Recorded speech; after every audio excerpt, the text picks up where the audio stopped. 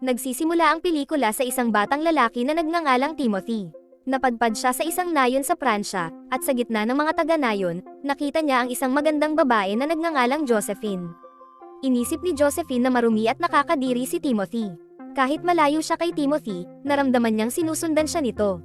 Sinundan ni Timothy si Josephine hanggang sa bahay niya at lihim siyang pinagmasdan.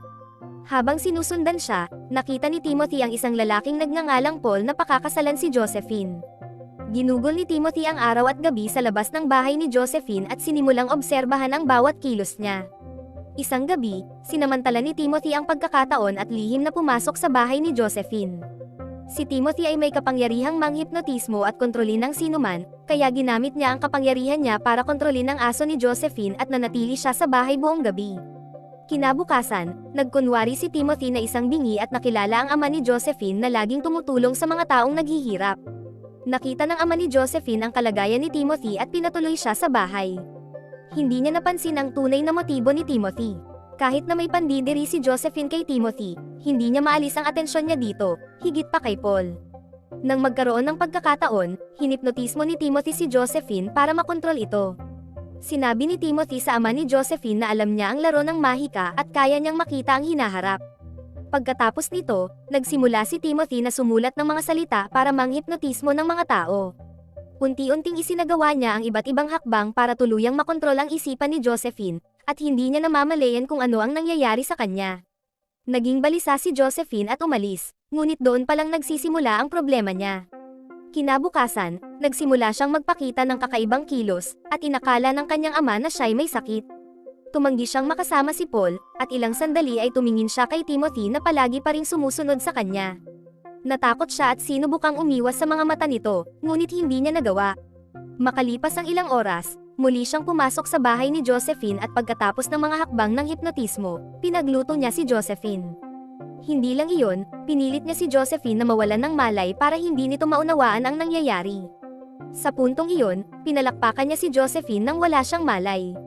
Pagkagising, naalala ni Josephine ang lahat ng nangyari at nagsimulang makaramdam ng matinding pagkakasala. Sa hindi malamang dahilan, muling nagpunta si Josephine kay Timothy, para bang hinayla siya nito. Sa kabila ng takot at galit sa isip niya, patuloy niyang sinundan si Timothy.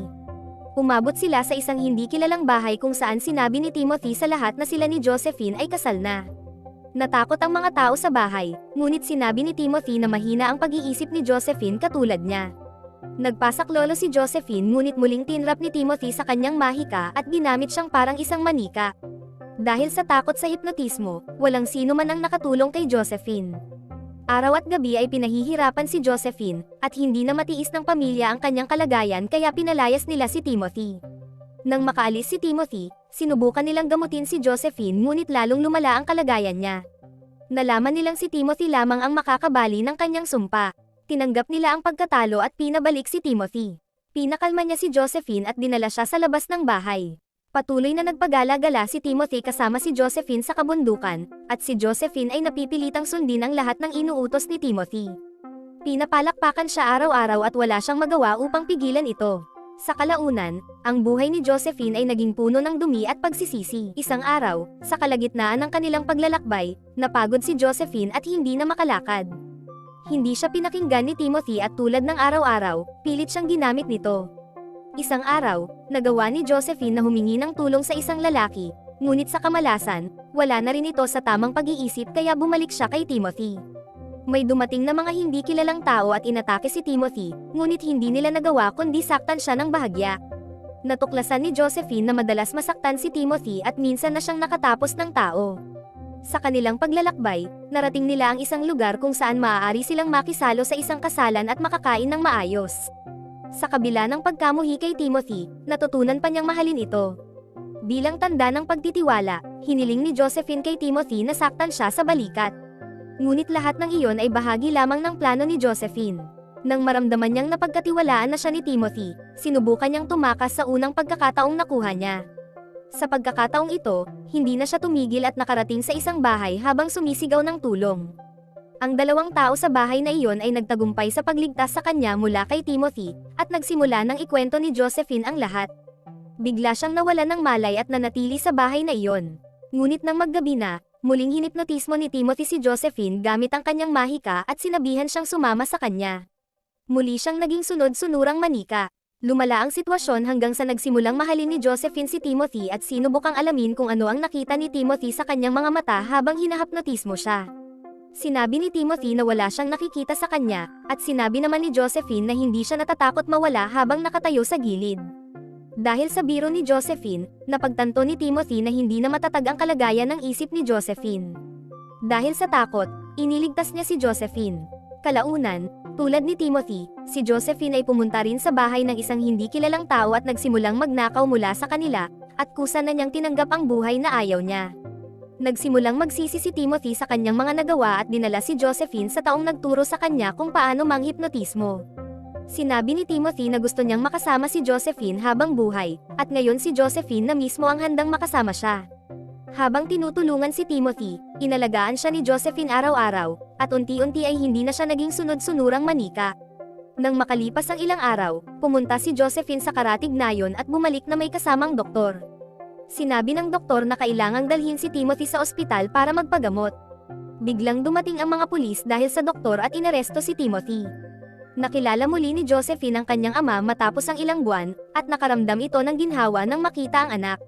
Sinagip siya ng kanyang ama, dinala siya sa bahay, at ipinakulong si Timothy. Nawala ang isang kamay ni Timothy dahil sa kanyang sugat, ngunit si Josephine ay maayos na. Isang araw, tinawag ng jailer si Timothy at tinanong tungkol kay Josephine, dahil hindi niya maunawaan kung paano napapayag ni Timothy si Josephine na sumama sa kanya. Alam niyang hindi kaakit-akit si Timothy, at walang sino mang gustong lumapit dito. Sinabi ni Timothy na si Josephine mismo ang nagnais na sumama sa kanya at kusang loob itong lumayo sa kanilang bahay. Totoong hinipnotismo niya si Josephine, ngunit kusa siyang sumunod at nasisiyahan na rin siya sa piling ni Timothy. Ang pahayag ng mga saksi ay nagpatunay na hinipnotismo ni Timothy si Josephine at lagi niya itong sinusundan sa takot. Kahit takot siya kay Timothy, nagmistyala siyang sunod-sunurang manika. Sa kabila nito, sinabi ni Timothy na kahit labag sa batas, kaya niyang manghipnotismo ng kahit sino. Sinabi niyang sa pilitan niyang kinuha si Josephine noong una, ngunit kalaunan ay kusa na itong sumama sa kanya. Natuwa na rin si Josephine sa piling niya. Matapos tanungin si Josephine tungkol kay Timothy, natuklasan ng pulis na sumusunod siya sa kanya sa tuwing maririnig ang boses nito o makikita ang mga mata niya. Wala siyang malay kapag ginagawa niya ito. Hindi naniniwala ang jailer sa kanyang pahayag dahil imposible na palaging nasa ilalim siya ng kontrol ni Timothy sa loob ng maraming buwan. Samantala, si Josephine ay hindi rin lubos na inosente, may mga hangarin siyang gustong matupad, kaya sinundan niya si Timothy ng kusa at kalaunan ay tumigil na rin sa paglaban sa sapilitang pagkontrol ni Timothy. Hindi niya matanggap ang katotohanan dahil ayaw niyang makaramdam ng kahihiyan. Bilang patunay ng kanyang pahayag, ipinakita niya ang marka ng sugat na ipinagawa niya kay Timothy sa kanyang balikat. Hindi pa rin lubos na naniniwala ang jailer kaya tinawag niya ang isang hypnotist upang suriin kung maaring makulong si Josephine. Napatunayan ng hypnotist na hindi maaaring makulong si Josephine. Lumipas ang panahon, ngunit namuhay sa pagsisisi ang ama ni Josephine. Hindi niya maintindihan kung bakit hindi tumakas si Josephine mula kay Timothy noong nagkaroon siya ng pagkakataon, ngunit hindi sinagot ni Josephine ang tanong ng ama. Sa pagdinig sa korte, sinabi ni Josephine na ang lahat ng nangyari sa kanya ay labag sa kanyang kagustuhan, ngunit ang katotohanan ay iba. Sa huli, tinanggap ni Timothy na totoo ang pahayag ni Josephine dahil sa pagmamahal niya rito at niligtas niya si Josephine mula sa kahihiyan sa harap ng mundo. Pagkaraan, ipinagpatuloy ni Josephine ang kanyang buhay, ngunit ang ama niya ay nabuhay sa takot. Isang araw, natuklasan ni Josephine na magiging ina na siya. Bago pumanaw ang kanyang ama, ipinakasal siya kay Paul, at kasama ang kanyang anak, naghanda si Josephine na magpunta sa Paris. Bago umalis, sinabi niya sa jailer na gusto niyang makita si Timothy kahit isang beses. Pagkatapos niyang matupad ang isa sa kanyang mga hiling, ipinadala siya kay Timothy. Nang makita ang kanyang anak, natuwa si Timothy at pinangalanan ang bata na Timothy din. Habang papaalis, sinuot ni Josephine ang singsing ni Timothy bilang patunay na lagi niya itong mamahalin, at kasama si Paul, umalis siya patungong Paris. Dito nagtatapos ang pelikula. Maraming salamat sa panonood. Huwag kalimutang mag-subscribe at magkita-kita tayo sa susunod na video.